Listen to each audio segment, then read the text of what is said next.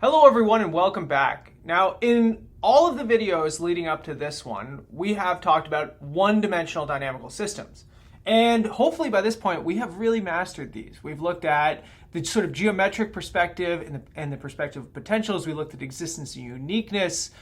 We looked at sort of sketching out phase line diagrams, flows on the circle. We looked at bifurcations, bottlenecks, ghosts, all of these great and interesting phenomena that are going to set the stage for higher dimensional dynamical systems. Because everything that we've seen in one-dimensional systems exists in higher dimensional systems as well. And getting that firm understanding for 1D systems is critical to being able to move up to more advanced problems. Now, what we're going to start with this video lecture are planar systems. So in the plane, two-dimensional systems. That is, we're going to represent things by an x and a y coordinate here. And what we're going to see, again, is that we get everything that we've studied before and even more. Now, this video is going to be the first primer into planar systems, and what we're going to look at are linear systems, okay? So in this case, these systems are going to take this form.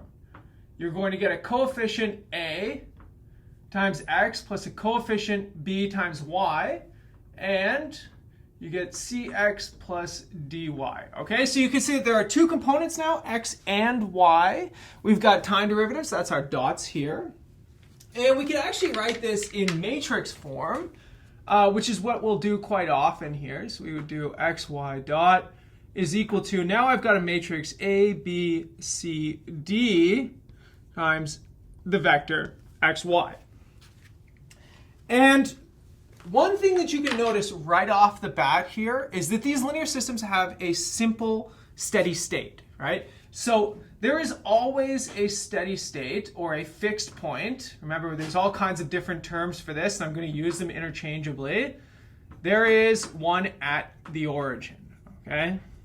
So putting x and y both equal to 0 while multiplying a matrix by 0, that gives you 0. Boom, that's done. Okay, so the question is, how do we analyze these things? Well, let's start with an example, okay? So let's get ourselves primed here a little bit by having a little bit of fun with a really sort of simple example. And what I'm going to do, I'm going to use a nice little mechanical system.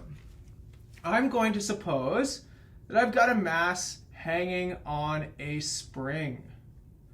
Okay, so here's my mass that is hanging on a spring. And I'm going to assume that x is the displacement of this thing from, or the displacement caused by the mass from the unstretched or uncompressed spring. Okay, so the sort of natural length, like if I just attached this mass and left things alone, left it for an hour and came back, that would represent x equal to 0. Okay, and then if I pull it down and it starts to wiggle, that would be sort of wiggling of x. Well, you can use Newton and Hooke's laws together in order to derive a nice little mathematical equation for this thing. It's a very simple, what we call a harmonic oscillator. So here, notice I have two dots. This is coming from Newton's equation, acceleration, mass times acceleration, and then plus kx, which is equal to 0. Okay, so this is a balancing of forces. This is Newton's second law, mass times acceleration. This is Hooke's law. K is a spring constant. So it is representing the sort of stiffness of the string, or sort of the resistance that the spring causes, right? And then the force that is being acted upon by this mass is going to be proportional by how much you stretch it, right? The more you stretch the spring, the more force the spring is enacting and wants to sort of snap back. Okay, so let's leave the physics behind for a moment, and let's turn this into a first order system. Remember, we did this in the first lecture. I'm going to set x dot equal to y, and I'll set y dot equal to the second derivative of x, which is equal to, well, this is going to be minus k over m times x. Okay, so in this case, I get a planar vector field, right? A planar dynamical system. And you can see that this thing can be written in matrix form, x dot, y dot. is equal to, now here I get a would be 0 because there's no x component. And I get b, which is 1. And then I get minus k over m. And then I get 0. Okay, so a relatively simple little matrix form, just so you can see, how you sort of write these things out. The question is, how do we interpret these things, right? It's a little bit more complicated than the one-dimensional systems. We don't have sort of this line that we can draw. But we do have the same basic premise as the line. And that comes from the fact that these represent velocities in each direction. Okay, so x dot, that's velocity in the horizontal direction. Y dot, that's velocity in the vertical direction. Okay, so let's do a little bit of analyzing of this thing. Here's the first piece. Well, when y is equal to 0, okay, so if you're on the x-axis, this implies that x dot y dot is equal to 0 and then minus k over m times x. Now, take a look at this. Remember, I said x dot, that's motion in the horizontal direction. That means that when y is equal to 0, when you're on the x-axis, there is no movement in the horizontal direction. But you have movement in the vertical direction that is proportional, negatively proportional to your movement in the horizontal direction, or your displacement in the horizontal direction. You can do the same thing here. When x is equal to 0, this gives me what from my dynamical system? Well, this gives me y comma 0. So when I'm on the y-axis, I have no vertical movement or no vertical velocity, and my horizontal velocity is proportional, positively proportional now, to my displacement in the vertical direction. And what this leads to, you can do this at all kinds of different regions in the plane, but let me just sketch out what we have so far. You can put together an xy plane, and you can put a bunch of vectors on this thing, right? So these, remember, these derivatives, these are vectors. This defines what's called a vector field. And so what we can see is that when you're on the x-axis, so that's when y is equal to 0, if x is positive, your vectors are pointing downwards. I'm not going to worry about the length of these vectors, okay? Magnitude here doesn't matter. I really just care about direction for now, okay? And when x is negative, they are pointing upwards. Similarly, when I'm on the y-axis, I am purely horizontal, and I look like this. Okay? So you can see some sort of twisting happening here. And what you can do is you can sort of fill in a little bit more. So for example, when x and y are both positive here, okay, what happens? Well, x dot is positive, so you're pointing to the right, your vectors. But then y dot is negative, so you're pointing down.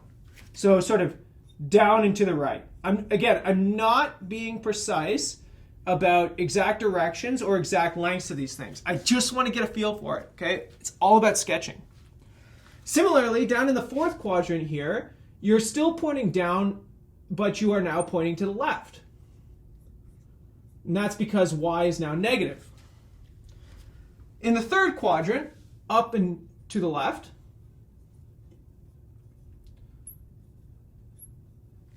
and in the second quadrant, up and to the right. Okay? And then I also remind you that there is a fixed point right smack in the middle. That fixed point represents no action being taken place by this mass on the spring, right? It's completely at rest. It's not being bothered at all. Now, what you can see here is almost this sort of like a toilet flushing motion, right? It looks like everything is sort of swirling around. Now, what you don't see from this picture is, do they sort of swirl, spiral in like a whirlpool? Do they spiral out? Or does everything just sort of hold itself and we get perfect circles? Now, actually what happens is that you get perfect circles. So what we could actually do is if we looked at the trajectories, remember a trajectory,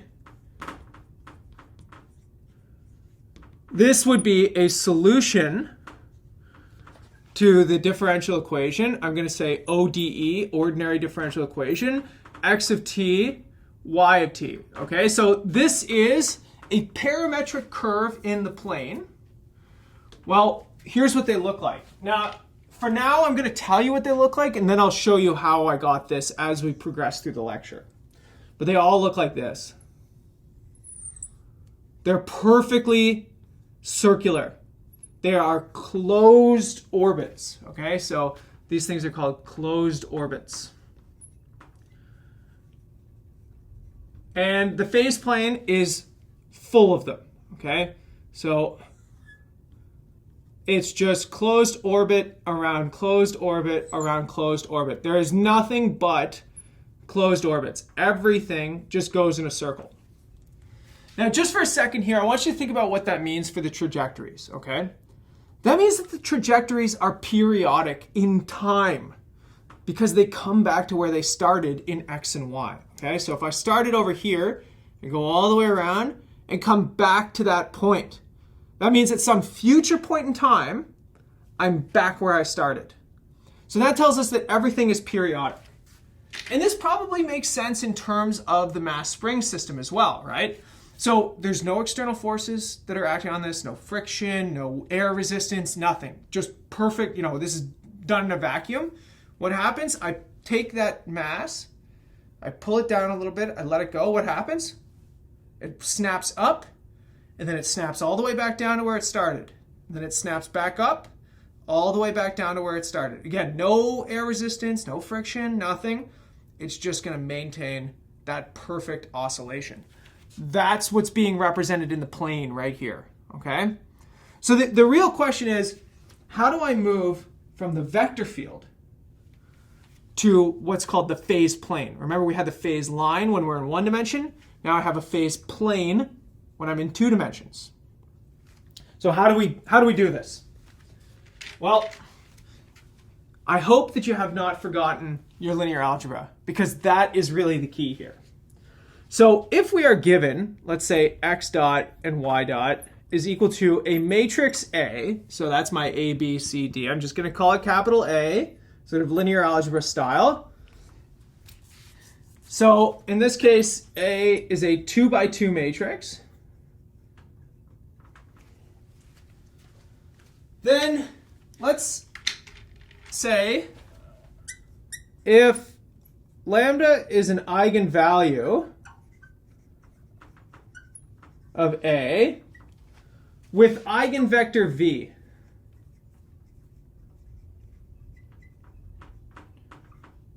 then a solution to this thing, so I can say x of t, y of t, again a parametric curve in the plane, is the eigenvector times e to the lambda t.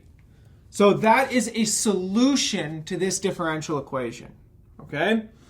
So that tells me for each eigenvalue and each eigenvector pair, I get a solution. There are two solutions to this thing. Now, typically, most 2 by 2 matrices have two eigenvalues and two eigenvectors. So typically what you would get is your general solution would be a linear combination of these two eigenvalue and eigenvector solutions, okay? So you might have to familiarize yourself a little bit with some of the properties of linear equations, and this is something that we covered in the previous video lecture series on ordinary differential equations, so I don't want to rehash it too much here. But basically, you can take any constant times your first eigenvector, e to the power of the eigenvalue times time, plus C2, second eigenvector, e to the lambda 2 times t. Now, of course, there are special exceptions that you learned in linear algebra where you don't necessarily have two eigenvectors or you have a multiplicity of eigenvalues. And again, this was all covered in my previous lecture series on ordinary differential equations. So we're going to sort of gloss over some of those details because I really want to focus on what this means for us as dynamical systems experts, okay? Now, just as a reminder, I bet you this is going to be something that you will use a lot. The eigenvalues of a 2 by 2 matrix is a beautiful formula. Now, this only works for 2 by 2 matrices. So unfortunately, it's not going to go up into 3 dimensions. But your eigenvalues lambda 1 and lambda 2, they are given by this formula. Now, this formula should remind you of the quadratic formula. And that reminder should be obvious because remember, eigenvalues solve a quadratic equation for a 2 by 2 matrix. And what you can see here is that really all you have to do is compute out the trace and the determinant of the matrix in order to figure out what its eigenvalues are. Beautiful, right? Because we know that the trace, that's the sum of the diagonals, a plus d. And we know that the determinant, that's the multiplication of the forward diagonal, a times d, minus the multiplication of the backward diagonal, b times c. So you don't really have to do a whole lot of eigenvalue computations if you don't want to here. You can just throw it into this nice little quadratic formula if you're willing to sort of memorize that thing. Okay, I gave you a little theory. Now let's actually look at an example. Okay, let's work through this and let's really get a good comprehension of it. So let's look at a specific system. Let's do x dot is equal to x plus y, and y dot is equal to 4x minus 2y, okay? So the first thing that I want to do whenever I get a linear system like this, I want to extract the matrix that I need to analyze. So I start by writing down what that matrix is, and I start by computing out its eigenvalues and eigenvectors. Again, this is a dynamical systems course, not a linear algebra course. You can use, computational software for this. Just make sure you can kind of do it on a test if that day comes. But the first eigenvalue is actually given by positive 2, and that thing has eigenvector 1, 1. And the second eigenvalue is given by minus 3, and it has eigenvector 1, minus 4.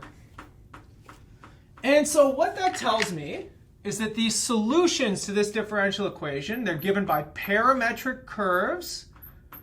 Remember, you have this sort of hidden variable time in the background.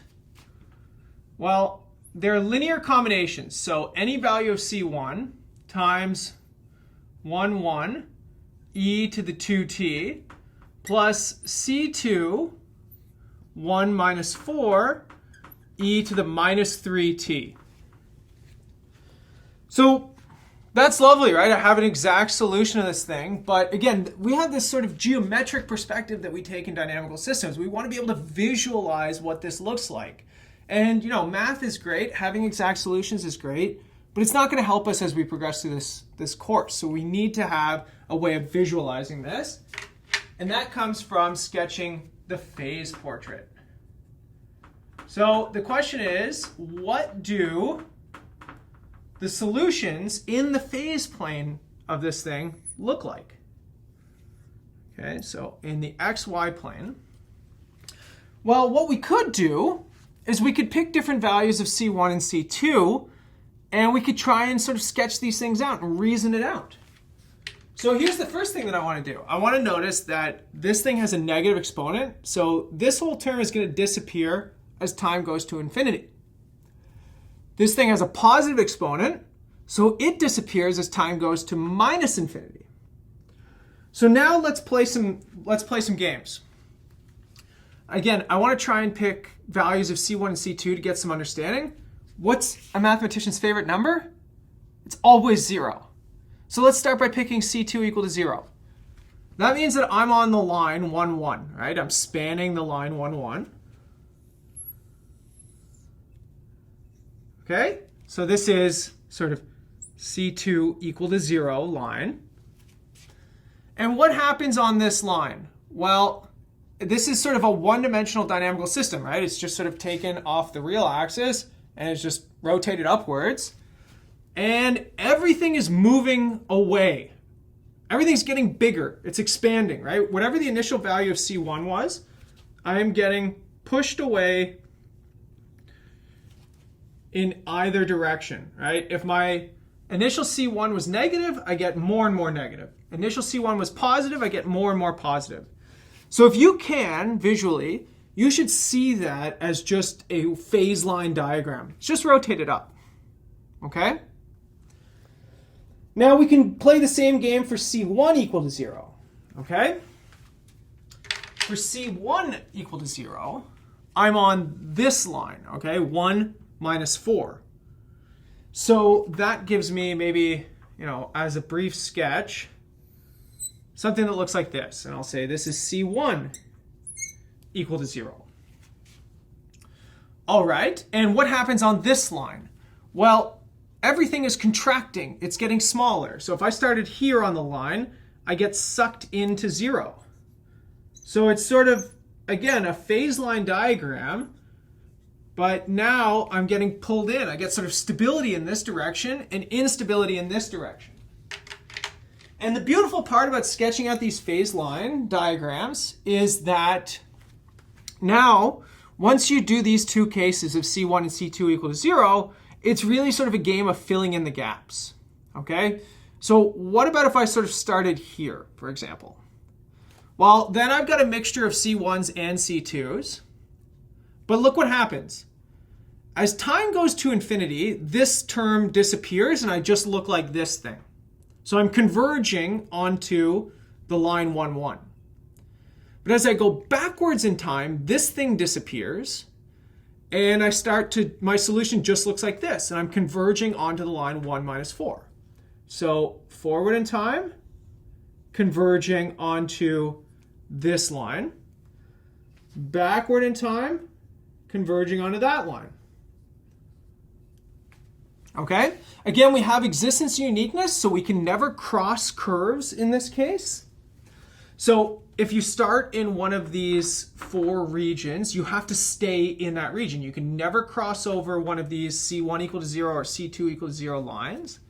And so now you get a really sort of easy, nice thing to draw. Okay? So you get this sort of rebounding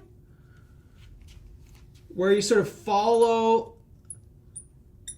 these lines, and you get these sort of nice little curved shapes. Okay? So you're never going to converge into 0 unless you start with no C1 component. Anything that starts with a C1 component is eventually going to blow up. Okay?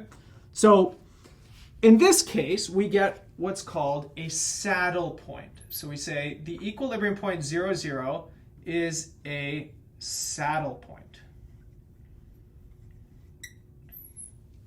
Okay, so maybe not the best nomenclature, but this comes from sort of how you represent these things in higher dimensional geometry. It's sort of a very, very old term that has carried itself through to dynamical systems. And unfortunately, there's just not a good way of seeing how this is a saddle.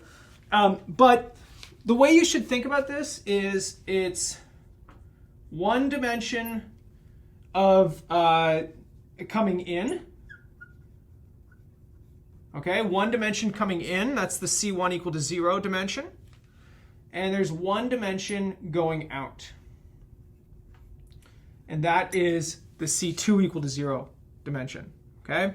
So this thing is not stable or unstable, sort of. It's called a saddle point. You have one dimension that contracts, one dimension that expands, and then you get all of these things that sort of follow these, where it looks like it's going to come in, but then it ricochets back out. Looks like it's going to come in, ricochets back out. Okay, so that's one case that we can have, right? That's a case whenever you get a positive eigenvalue and a negative eigenvalue together. Positive eigenvalue, that's the dimension going out.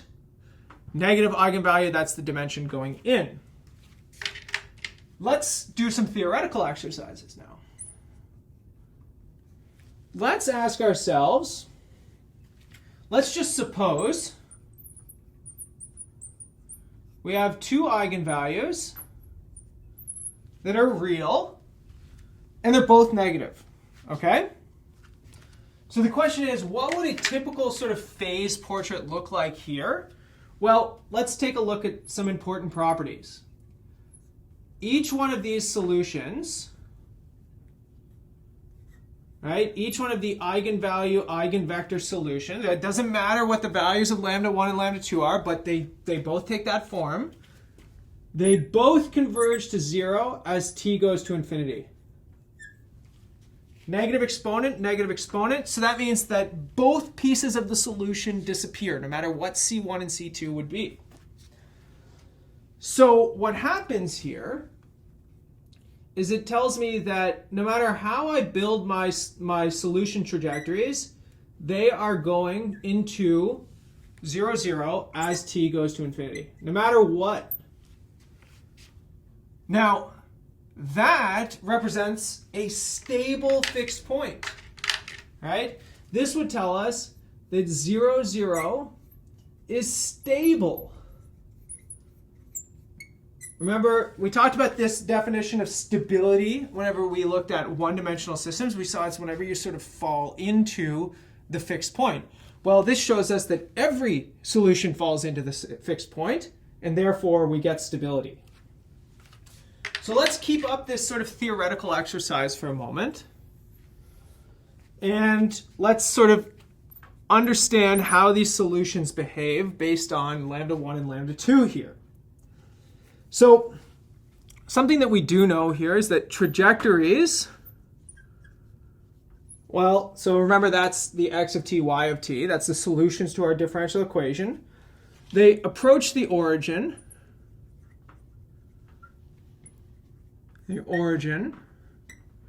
Tangent, so let's emphasize that. They approach the origin tangent to the slow eigendirection.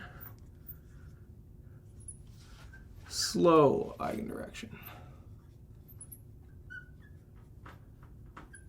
which is lambda 1. Slow because it's a smaller value in magnitude, okay? So again, if you think of these maybe as like velocities or something like that, the negative would tell you you're going, in a certain direction. But in this case, lambda 2 would have a higher velocity, right? Minus 10 in absolute value is larger than minus 5.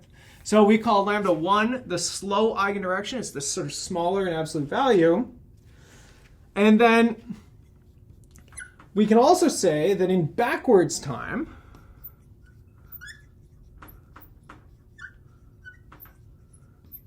right? So that's when t goes to minus infinity. Remember, that's how we analyzed the C2 equal to 0 solution here. Trajectories become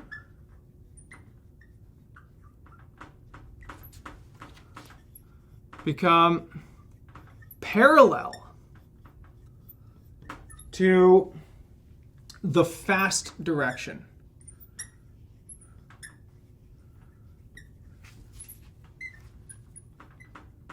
Which is lambda 2. So how would we sketch this thing out? Well, let's put some theoretical vectors on here. Let's imagine this is my slow direction. So slow eigendirection. And let's imagine, just for the sake of putting vectors on here, it doesn't really matter. Let's say this is the fast eigendirection. Okay, so you can sort of change the orientation of these things, and all you're going to do is sort of move the vectors with them. But again, we know that you get stability in both of these directions. Okay, so we're converging into 0 no matter what we do here. Now, what we saw is that maybe if a trajectory starts out here, forward in time it comes in tangent to that slow direction. Okay?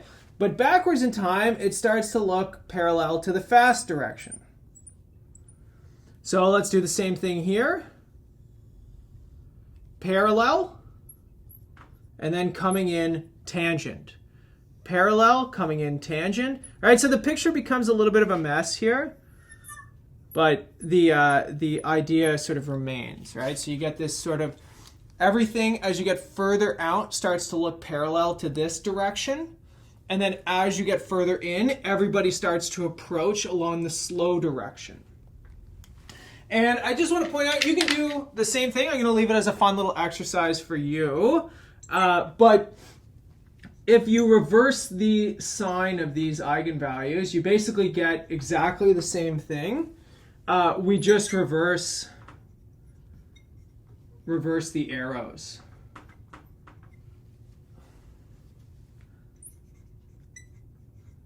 And find that 0, 0 is unstable in this case. So everything is moving away from the origin. So if you're doing some mental accounting here, what you should notice is that these planar systems, they've added a new kind of sort of classification of stability. Remember, in one dimension, it's just stable and unstable. Here now we've got stable and unstable, and we also have the saddle, right? One dimension coming in, one dimension going out. For stable, I have 2 dimensions going in. For unstable, I have 2 dimensions going out, right? So you get this splitting, and that comes from the fact that you have more dimensions. Now, there's some other cases here. Remember, we have eigenvalues. I've been assuming they're real. So we can ask ourselves, what about complex eigenvalues? Eigs. Well, in this case, you can have one of 2 possibilities. You can either have a center. So you can either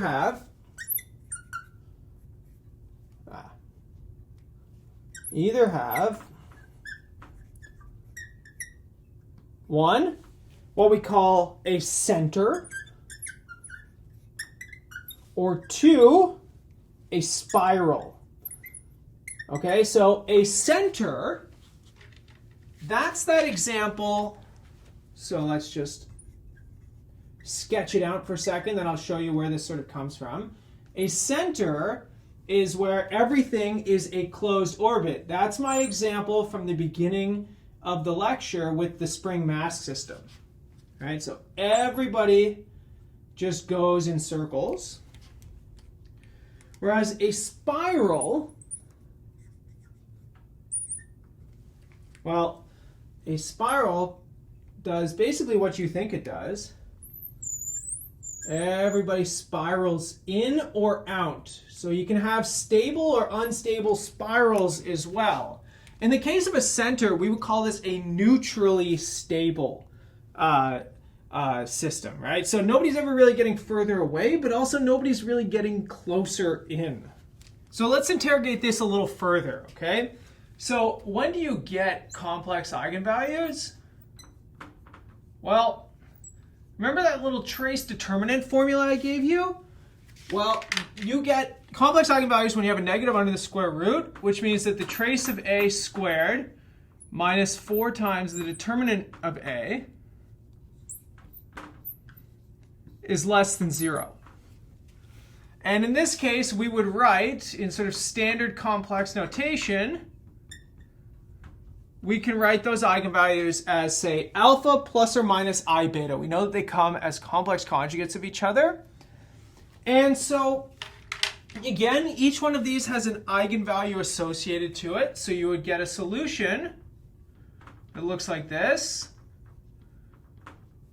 equal to C1 V1 e to the lambda 1t plus C2 V2 e to the lambda 2t.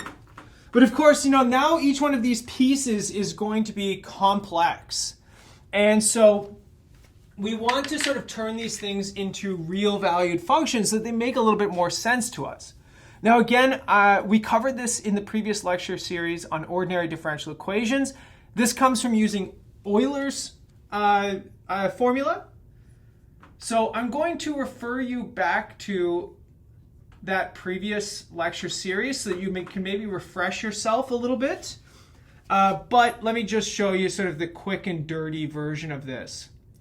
If you have a complex exponent here, well, you can take out the real part, e to the alpha t, and then you now have a purely imaginary exponent, which Eulers' formula allows you to write like this.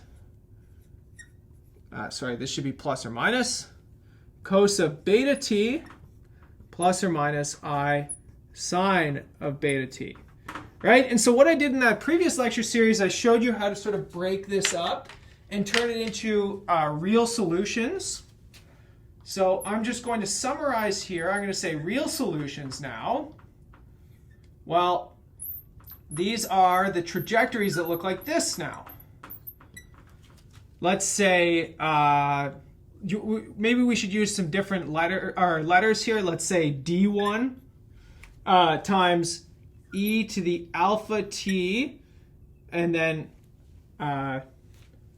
cos of beta t, and then times the real part of v1, the eigenvector, and then plus d2 e to the alpha t sine of beta t times the imaginary part of v2. So I apologize for sort of sticking the eigenvectors on the back here, but really what I want you to see is this piece, right? So the complex numbers, they lead to oscillations, sines and cosines, right?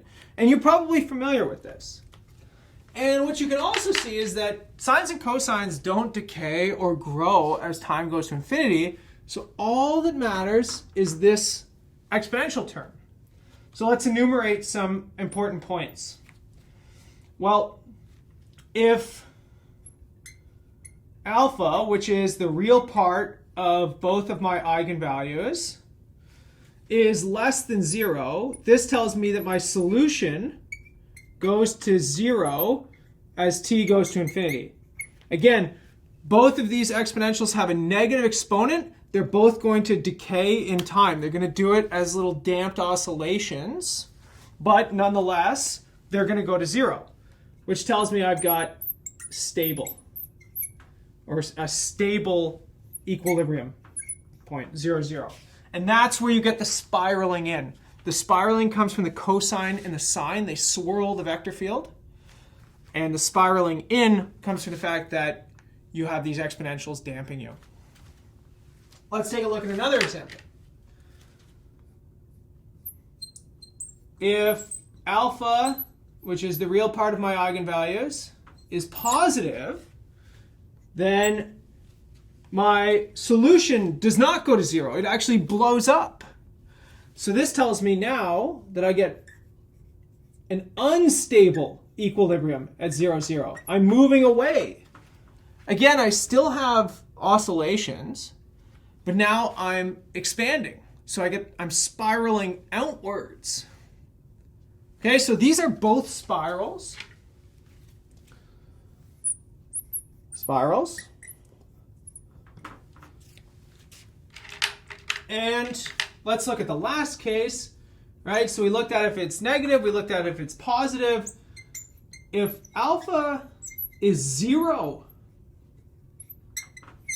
there's no exponential part of this at all. So I just get a cosine plus a sine term. Now both of those things are periodic, right? So that means that I get what's called the center. Okay? I get a perfectly periodic solution. It just returns to where it started. There's no exponential decay or growth. It's just a cosine and a sine, which both repeat. So this means that all solutions are periodic. And have period. Well, they have frequency beta. They have period 2 pi over beta.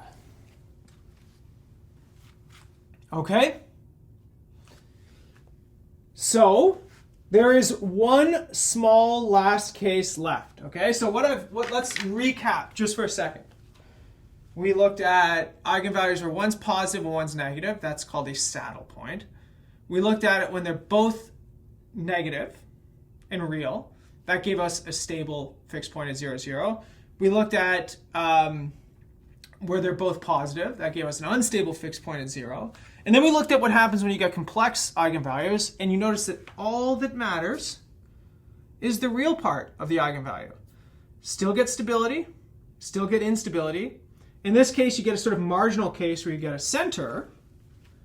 And there's one last sort of edge case that's very, very strange. And it's when you have equal eigenvalues. So you don't see this very much. It's what's called a non-robust case.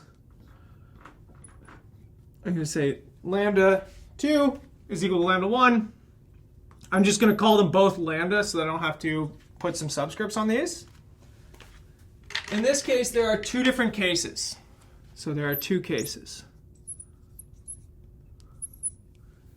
The first case is independent eigenvectors.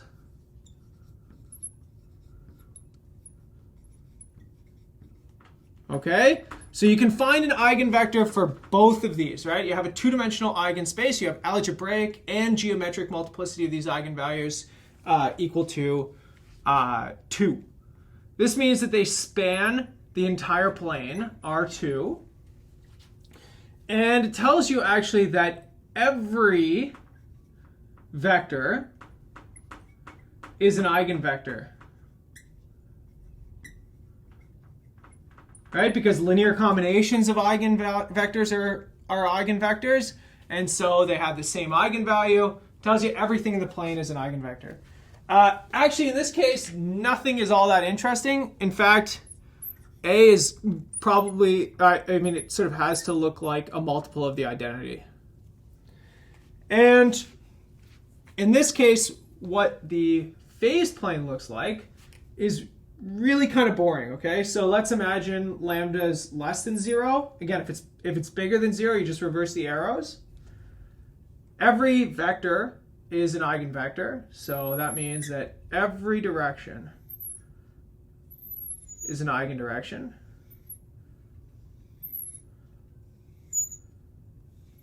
And you get sort of decaying in because your e to the lambda t term has a negative exponent because I assume lambda is negative. And in this case, you get what's called a star node.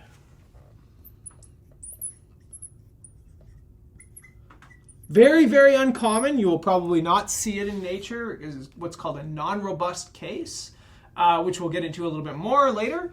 But in this case, everything goes to 0 and it just does it along this sort of quick line. If lambda is positive, just flip all the directions of the arrows. Now there's another case here, and that's when you have only one eigenvector. Okay, so that is the case where you have algebraic multiplicity 2, double eigenvalue, but geometric multiplicity 1. And in this case, things get very, very strange, okay? So 0, 0 is a degenerate node. And if you did go through my previous lecture series on repeated roots in your characteristic equation when you're looking at solutions to linear equations, you remember that when you have these repeated roots, you start putting t's in front of the solution. Well, that's what you get here as well. So your solution would look something like this.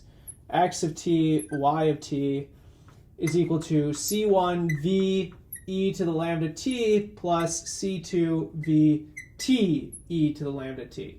So you might have to refresh your memory on this. Go back to my Ordinary Differential Equations lecture series. Look at the repeated roots example. You'll see it all in there.